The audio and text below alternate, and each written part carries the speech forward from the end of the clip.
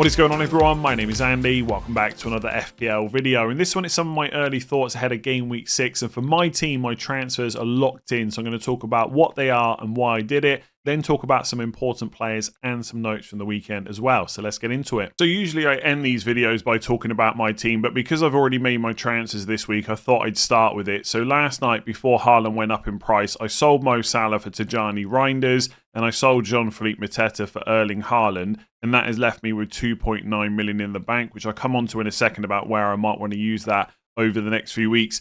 But yeah, the Salah Haaland switch is done. I originally intended to maybe free hit this week, but because of the way I set my wildcard team up in game week 4, my team doesn't really need a free hit. I probably would make 8 to 9 changes if I free hit. Like I would get Everton players in for West Ham at home, like Tarkowski, maybe pick for double up, something like that. I would definitely get Spurs players for Wolves at home. But how big of an upgrade they are versus how useful that free hit might be later on, it just made me think I don't need it this week. And I had 2 free transfers. It feels like a good time to switch to Haaland. And I've got a bit of flexibility with that cash in the bank to when I get Salah back later on. So it felt okay. There was a slight hesitation before I made the move because, as we know, Haaland came off in the 75th minute, which I don't think any of us were expecting. Obviously, Pep Guardiola put quite a few defenders on by the end of that game, not so many attackers. There was a quote going around, or a clip actually, where Pep said that Haaland was exhausted and he asked to come off. It was difficult up against Gabriel and Saliba. Haaland did a lot of defensive work in that game. They also played on Thursday as well, which won't usually happen, by the way. In the Champions League, it's only Thursday games in the first week. Once Europa League and Europa Conference League start up, it'll be Tuesday, Wednesday for Champions League. So we shouldn't run into that again. But basically, he was tired. But then there was another quote going around, and both of these are true, by the way. I've seen the clips, where Guardiola was asked again about it by a different reporter. And he said at the end he was exhausted, a lot of pain in his back, and he was suffering the last few days. It's so demanding, and he will take a break a little bit to the last games. Now, I'm not quite sure what that last bit means, but I think basically, if they can, they will take him off at the end of matches. Is kind of what it sounded like. I might be kind of misinterpreting that. So it's a slight concern going forward, but I don't think it's an injury, like a massive problem. And I think he's definitely going to get rested midweek against Huddersfield in the Carabao Cup. I'm pretty sure Reinders will not start that game either. And I just don't see Haaland not starting against Burnley. Worst case scenario, and this would be pretty bad, by the way, if we get to the deadline and Haaland's an injury issue, then I free hit. Now, it wouldn't be great at all, because obviously part of the reason to free hit this week is to get Haaland, but that would get me out of the transfers. I'd have 2 free transfers going into game week 7, and I would get Salah back. And if Haaland's an injury issue for a few weeks, then having Salah back's not going to be a problem anyway. I don't want that to happen, because I don't think it's a great use of the chip, but that is my get-out clause if there's an issue with Haaland, but I really don't think there is. So I'm pretty happy with the move. In terms of the Salah-Haaland switch, it's not essential that you do it. Salah is not washed as an option. Haaland isn't essential. And honestly, from game week 8 onwards, I think you can make a case that Salah is just as good. If not, just as good, I would say. Because if you look at the fixtures for game weeks kind of 8 to 12, like game week 8, Haaland's home to Everton, Salah's home to Man United. I mean, Salah's just as good a captain that week. Game week 9, Salah is away, I think, to Brentford. Haaland's away to Villa. I mean, I'd rather play Brentford than Villa. I know Villa have been really bad so far, but I'd rather play Brentford. So you could argue Salah's actually better that week. Game week 10, Salah's home to Villa, and then Haaland is home to Bournemouth. Now again, I've just said I'd rather play Brentford than Villa. I'd probably rather play Villa than Bournemouth at the moment. So it's all pretty close. I think the main reason I've made the switch is I definitely want to captain Haaland this week. I will probably captain him in game week 7. And between 8 to 10, even though I think Salah is really good, I don't think he's miles better than Haaland. So if I get stuck with Haaland, it's not a problem whatsoever. Game week 11, they're playing each other, and Haaland's at home that week. And then game week 12 is probably when I really want Salah back. So as much as, it's a bit like when I didn't start the season with Haaland. I knew he was going to score goals. Now I've sold Salah. It's not because I think he's going to stop scoring and assisting. He's still going to get plenty of points. I'm just hoping that over the next few weeks, it's Haaland that's the better pick. Now you could ask, why don't you just get both? I've wildcarded and it's difficult to pivot to both off just 2 moves in game week 6. But actually, with that money in the bank, it's not so difficult to pivot back to it. So there is a chance potentially that money could come in quite useful. Now, without going into too much detail, the rough plan would be just to do Goodmanson to Gabriel and just have a really strong defence and just keep with the one premium setup. And when I want Salah back, just sell Haaland. But the alternative is to not get Gabriel, which I'm not completely happy about, but it's a possibility, and then do something like Yorkeresh and Fernandes out. Now, I don't really have any plans to sell Bruno Fernandes, but after Sunderland, he's maybe not quite as good. Like Liverpool away in 8, then it's Brighton at home, Forest away, Spurs away. I mean, to be honest with you, the fixtures for Man United are not bad for quite a while. Fernandes is quite an easy hold, I think. But the options there, I guess, is what I'm saying.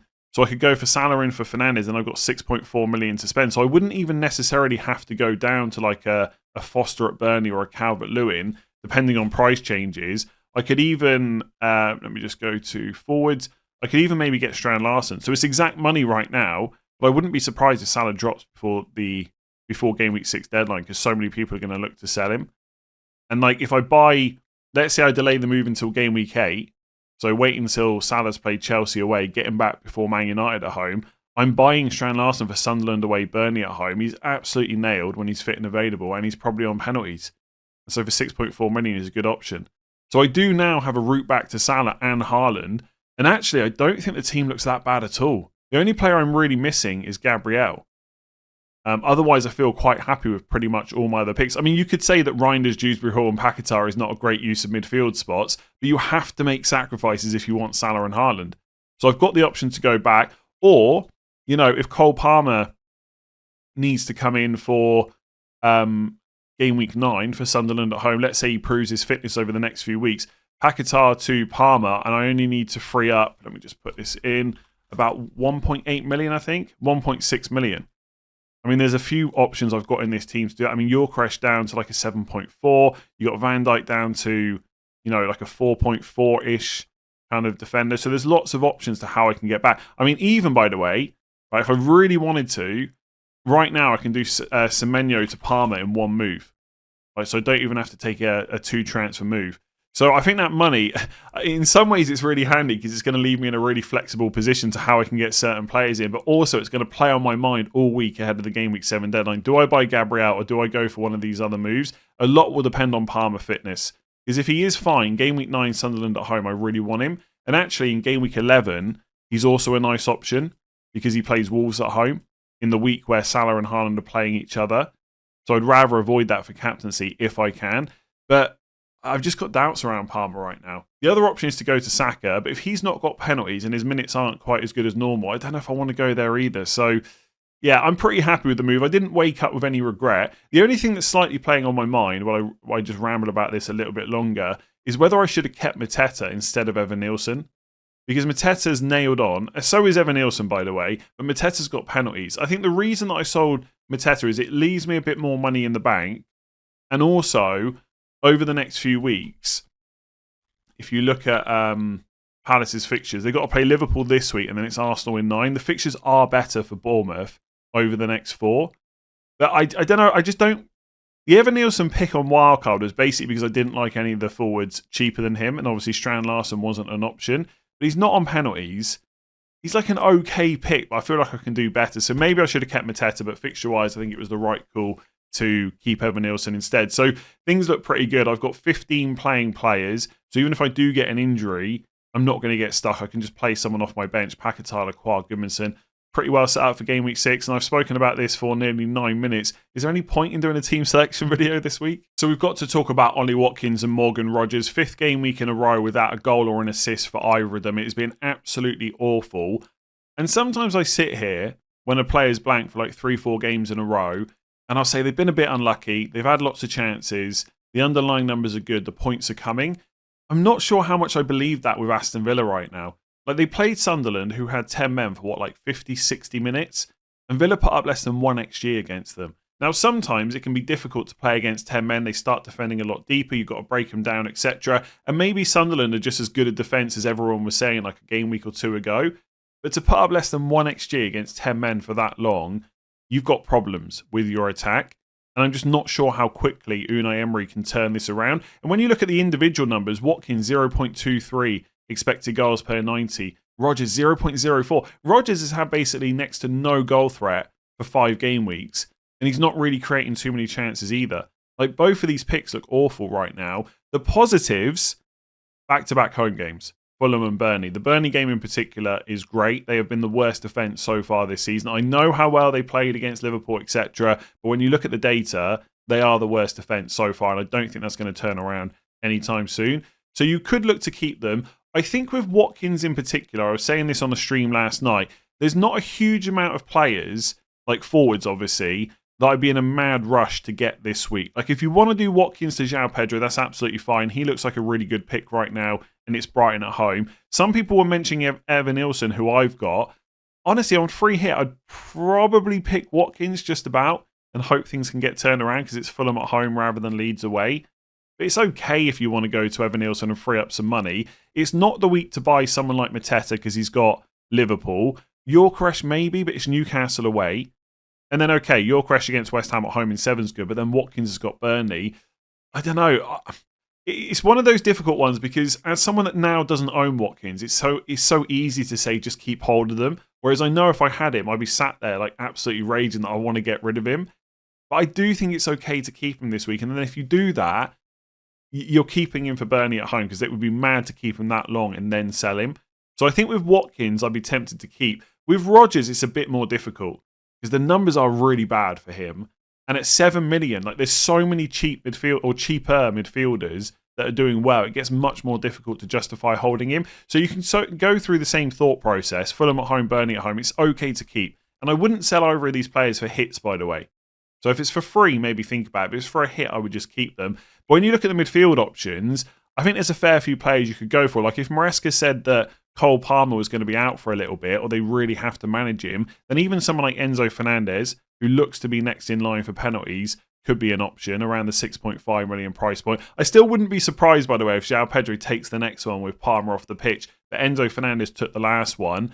You look at Leeds, right? You can go all the way down to Stack for 5 million. And I know that feels massively reactionary because of the 15-pointer, but ask yourself right now, does Rogers offer 2 million more?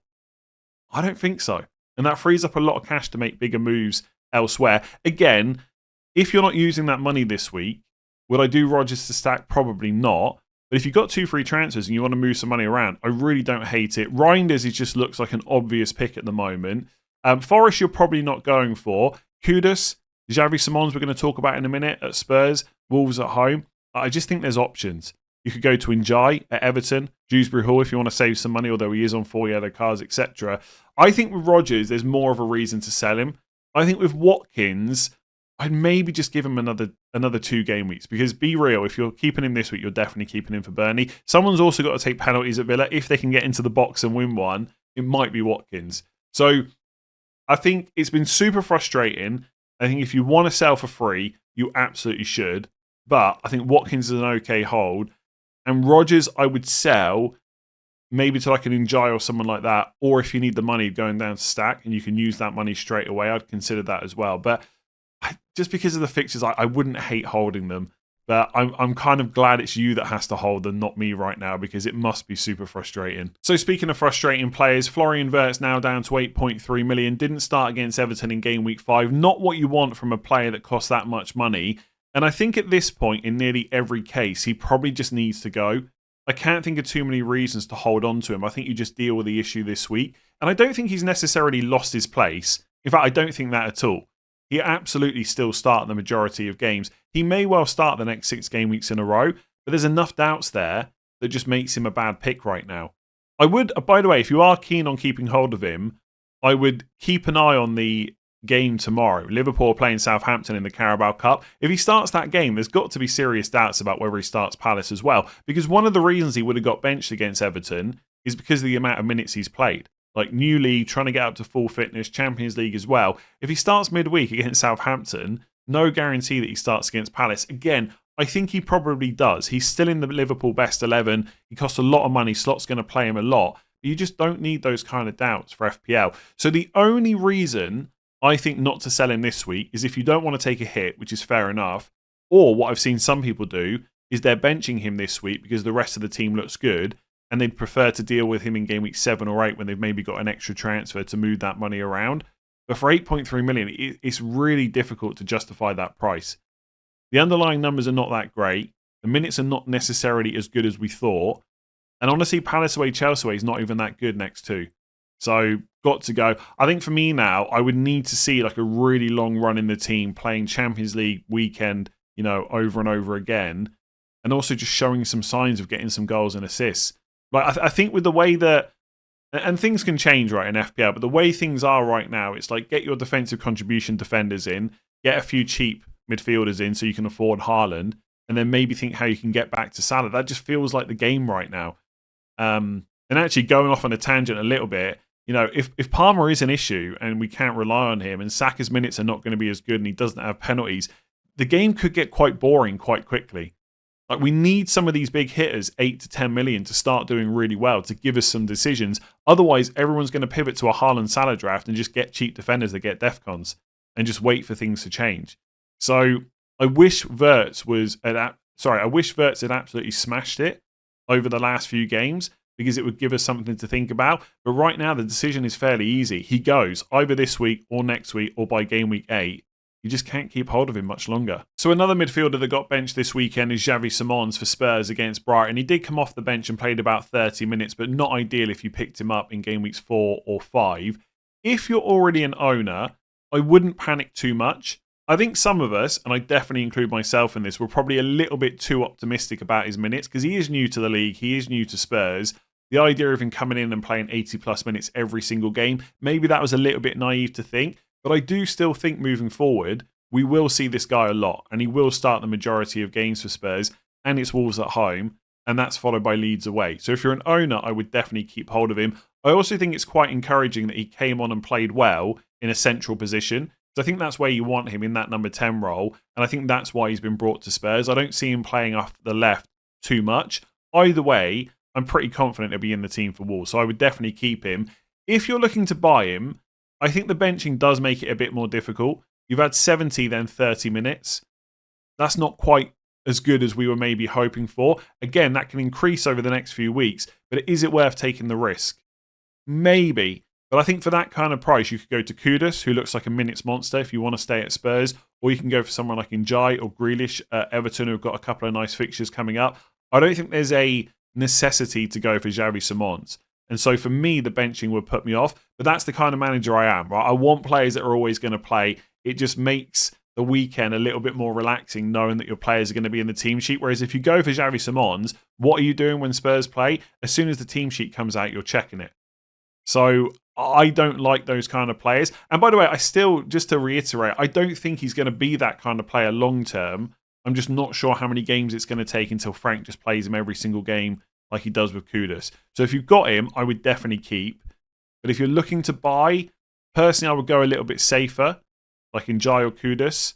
But I don't hate buying him because I think the next two fixtures are good and I think he will deliver decent points eventually. So just some other quick notes from the weekend. For Man United, Cunha is now back. He came off the bench in the game against Chelsea, so I would expect him to start against Brentford in game week 6 and Sunderland in game week 7. Not one to probably look at as a player to transfer in or to hold on wildcard, but if you've kept him through the injury and you've still got him in your team, there's absolutely no reason to sell him right now, I would say, unless you massively need the cash for another move, which you may well do. For Everton, Dewsbury Hall is now on 4 yellow cards. He was a little bit unlucky to pick up a yellow against Liverpool, I think, but he still had 3 in the previous 4 games before that. So he has been somewhat of a yellow card magnet straight away. One more and he'll serve a 1-game suspension. Does that mean you should avoid him? Not necessarily, especially if he's your 8th attacker, because when he gets that yellow card, you can bench him. And if you've got good squad depth overall, you can just play someone else, even if that's like a 4th or 5th defender. But I think it's maybe slightly difficult to make the case for him over Stack right now. Because, and I know this looks so reactionary because of Stack's 15-pointer, but he's only on, let me just double check here, he is on 1 yellow card, so he's miles away from a suspension. Defensive contributions he has picked up in 2 of the games so far, so he picked it up against Wolves and Everton. So he's got that in his locker that Dewsbury Hall doesn't have. And actually his underlying numbers and set pieces are quite similar. So I would probably just choose Stack now, which I know looks massively knee-jerk, but why bother with the 4 yellow? If you think Dewsbury Hall's miles better, then go for him still. If you don't, then just get the guy that's not going to get suspended soon, because Dewsbury Hall might get suspended in a week where you need him, you know? Grealish, people are still bringing him in more heavily than Njai. I stick to what I said last week and the week before. Njai's cheaper, he's on penalties, he can even pick up defensive contributions, and he can play in game week 8. Grealish can't because he's on loan. I would personally avoid him, but again, you could bench him that week if you want to. And to be honest, you know, most of the Everton attack does go through Grealish, but I just think he's more likely to assist and Njai's more likely to score the way it's going right now. So I would just go for Njai, personally. Brentford back 3 again. Dangu Utara benched again. He's probably got to go. Now, it might be that if Brentford carry on, they change manager again, although I don't see that anytime soon. But if they stick with this back 3 formation, then there's only 2 players up front. And so Dangu Utara's minutes are just not secure. I just don't think he's worth the risk, unfortunately. I thought his minutes would be much better than this, and I was completely wrong on it. So I think he's someone to deal with pretty soon. If you can bench him and play a different 11, then fine. You can see what happens. Maybe they switch to a back 4, but it's a bit frustrating, I would say, with the formation they're playing right now. So he's probably got to go. Arsenal, Timber and Calafiori started again. Lots of questions about whether they are worth going for, because they are cheaper than Gabriel. So if we just go to Arsenal, Calafiori 5.7, Timber 5.8, Gabriel 6.1. If they keep playing, then I'd probably go for Calafiori. Or even Timber, right? They're both good options, but Calafiori's a bit cheaper. I think he's probably got a little bit of threat from set pieces as well. I just think that, and maybe this is just me, maybe I'm just too overly cautious, right? It's your team, you're a different type of FPL manager. Absolutely, you can look at these players, because they are first choice. I think that is very clear to see. But again, every time the Arsenal team sheet comes out, if I own Calafiori or Timber, I'm checking whether they're in the team. Every single time. Even after 10 game weeks of them playing every single game, I'm probably still checking. I'm not checking for Gabriel. I know he's playing unless he's injured. I mean, maybe with Mosquera now, Arteta might rest him a bit more, but I don't see it, right? I think Gabriel just always plays. That's my problem with the fullbacks. And they're only 0.3 or 0.4 million saving. Is that worth it? Plus, Gabriel is like such a threat from set pieces. Maybe if you go Gabriel and a second Arsenal defender, I could get behind it. But Timber or Calafiori instead of Gabriel, I just like the safety. I really do. And people sometimes look at that as like, it's quite boring. You want to go for the more flair pick. I get it. But having that safer pick can open up different options later on, because if you go for like a Gabriel, you never have to worry about him unless he gets injured.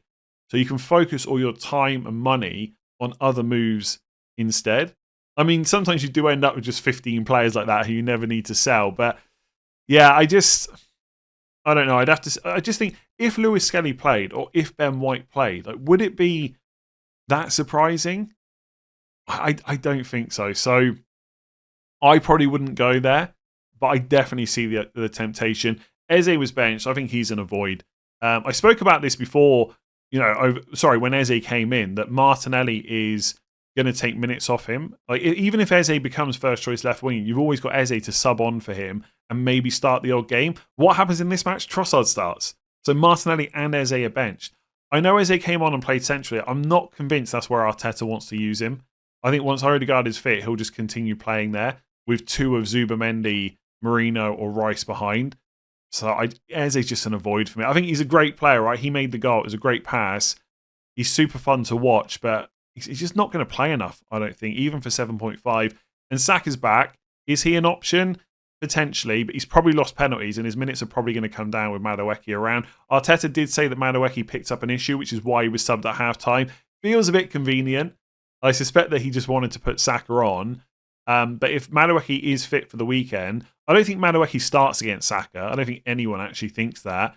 But Arteta's got an option to sub on now. He doesn't have to play Saka every single game, 90 minutes every single game. For 10 million, I don't know, Saka's just not as good as he was as an FPL pick. He's still as good as a player, but as an FPL pick, he's got worse.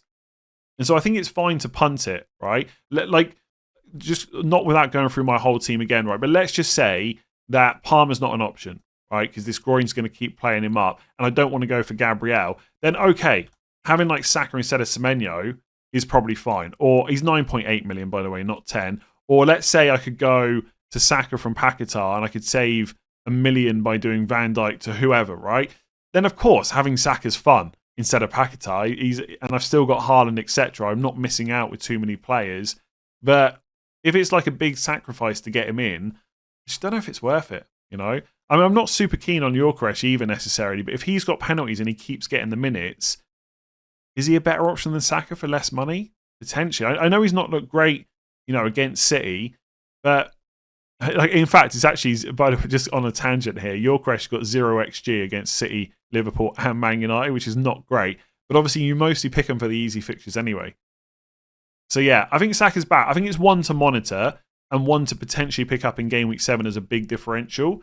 But it's not the same Saka from an FPL point of view. He's not like he's going to become essential or anything like that. But Game Week 7, I don't mind it. If you've got all the other players you want and you can afford Saka, I quite like it as a differential. If you've enjoyed that video, make sure to give it a like. Hit that subscribe button. If you want to check out Fantasy Football Hub, links in the description below. Get your suggested transfers for this week and beyond. 50% off at the moment. And I'll catch you tomorrow for transfer tips.